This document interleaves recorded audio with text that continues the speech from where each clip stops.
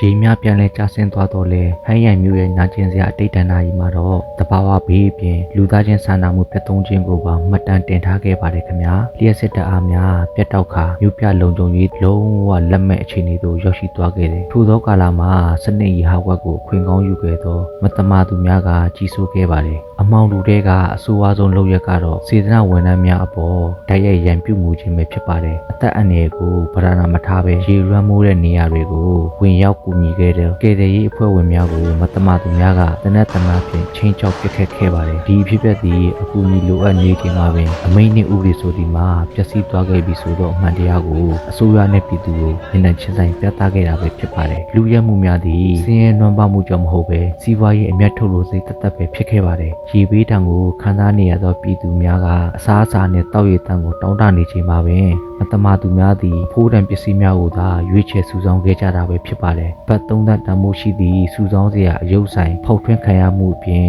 လျှက်စစ်ပြတ်တောက်မှုကိုခွင်ကောင်းယူကာဖောက်ထွင်းသူများသည့်ရွှေဆိုင်များကိုလည်းချင်းချောက်ခဲ့တာပဲဖြစ်ပါတယ်ထို့အပြင်ပိတ်ထားသည့်ဆိုင်များမှာစားသောက်ကုန်ထက်ဈေးကြီးသောအရက်နှင့်ပစ္စည်းများကိုသာရွေးချယ်ခိုးယူခဲ့ကြတာကိုတွေ့ရှိရပါတယ်ခင်ဗျာဒုက္ခသည်စီမှာအခွင့်အရေးယူလိုသူများသည်ဈေးကွက်ကိုပါလွှမ်းမိုးခဲ့ပါတယ်အရေးပေါ်အသက်ကယ်လီငါးကနဲ့တောက်ရည်တံများကိုပုံမှန်ဈေးထက်အဆမတန်မြင့်တင်ရောင်းချခဲ့ခြင်းပဲဖြစ်ပါတယ်လူသားချင်းစာနာမှု၏အကျွမ်းကြံကိုမိရှုဖျက်ဆီးခဲ့ခြင်းပဲဖြစ်ပါတယ်ကျေးဇူးအများကြီးတင်ပါတယ်ခင်ဗျာ